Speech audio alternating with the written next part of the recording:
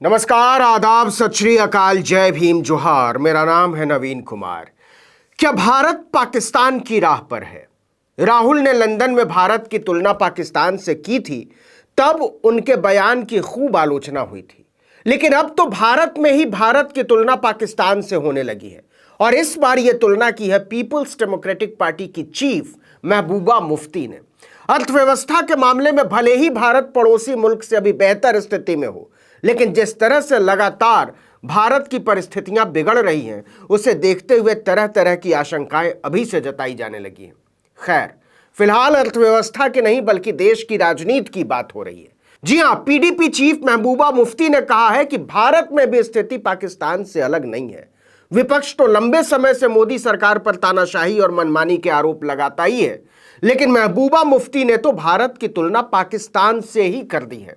आपको पता ही होगा कि मोदी ने मुफ्ती मोहम्मद सईद और महबूबा मुफ्ती को बाप बेटी की सरकार कहकर घेरा था, लेकिन बाद में उन्हीं के साथ मिलकर कश्मीर में सरकार बनाई और चलाई। पहली बार मोदी ने उसी सरकार से समर्थन वापस लेकर धारा 370 को खत्म करने की प्रस्तावना लिखी थी, लेकिन इसके बाद से कश्मीर कभी पटरी पर नहीं लौट सका।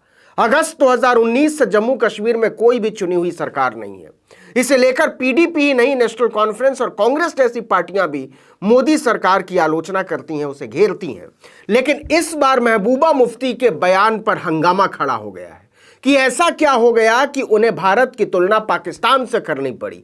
दरअसल पीडीपी प्रमुख विपक्ष की आवाज को दबाने के लिए केंद्रीय जांच एजेंसियों के दुरुपयोग पर चिंता जाहिर कर रही थी और फिर वो पाकिस्तान पर पहुंच गई।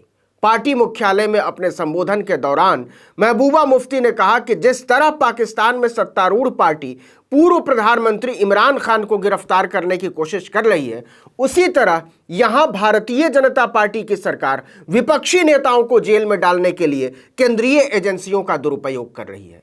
आप जानते ही हैं, पाकिस्तान में पूर्व प्रधानमंत्री इमरान खान की गिरफ्तारी को लेकर बवाल मचा हुआ है। उनकी रैली के दौरान पुलिस से झड़प में उनके एक कार्यकर्ता की जान चली गई थी और कई लोग घायल भी हो गए थे। पाकिस्तान की सरकार इसे पूर्व प्रायोजित बताती है। अब उसी घटनाक्रम का जिक्र करते हुए महबूबा मुफ्ती ने भारत की तुलना पाकिस्तान से कर दी है। उन्होंने कहा कि पाकिस्तान में कुछ भी नया नहीं हो रहा है, यह भारत में भी हो रहा है। महबूबा मुफ्ती यहीं नहीं रुकी, उन्होंने आगे कहा, भारत में भी स्थितियां अलग नहीं हैं। यहां मनीष सिसोदिया, के कविता, लालू प्रसाद यादव जैसे तमाम विपक्षी नेताओं को निशाना बनाया जा रहा है। जैसा कि तय था, महबूबा मुफ्ती के इस बयान ने दिल्ली तक हलचल पैदा कर दी। लेकिन महबूबा ने बीजेपी को ऐसे समय में घेरा है जब वो हिंदूवादी और इस्लामिक दोनों तरह के संगठनों के भी निशाने पर है। देखिए कि 16 मार्च को महबूबा मुफ्ती उस समय सुर्खियों में आ गई जब उनकी एक तस्वीर सोशल मीडिया पर अचानक वायरल होने लगी। इस तस्वीर में महबूबा बड़ी ही श्रद्धा के साथ शिवलिंग पर जल चढ़ा रही हैं लोटे से।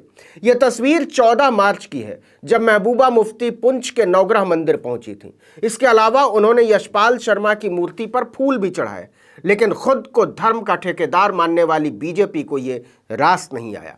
उसने महबूबा को निशाने पर ले लिया कि वो शिवलिंग पर जल चढ़ाने का नाटक कर रही हैं। मतलब ठेकेदारी की भी ना हद होती है। अब बीजेपी तय करेगी कि कौन श्रद्धा से जल चढ़ा रहा है और कौन नाटक कर रहा है। अगर बीजेपी पूजा करे तो उसकी श्रद्धा, और अगर कोई दूसरे दल का नेता मंदिर पहुंच जाए तो ढोंग, ड्रामा, दिखावा और भी न जाने किन किन सर्वनामों से नवाज दिया जाता है।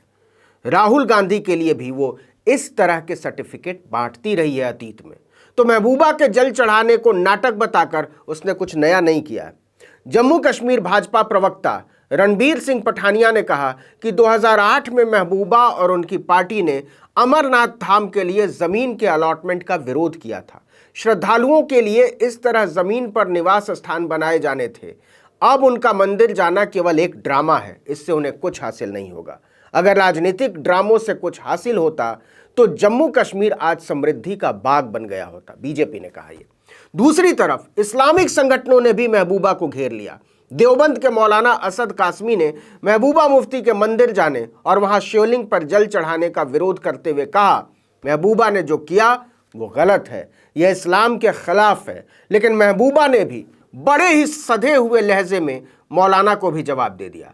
उन्होंने अपने संबोधन में कहा, हम एक धर्मनिरपेक्ष देश में रहते हैं जहां गंगा जमुनी तहजीब बसती है। यह मंदिर पीडीपी के बड़े नेता यशपाल शर्मा ने बनवाया था।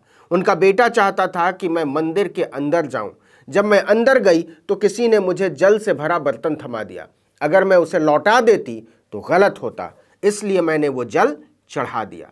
अब वापस लौटते हैं बीजेपी पर।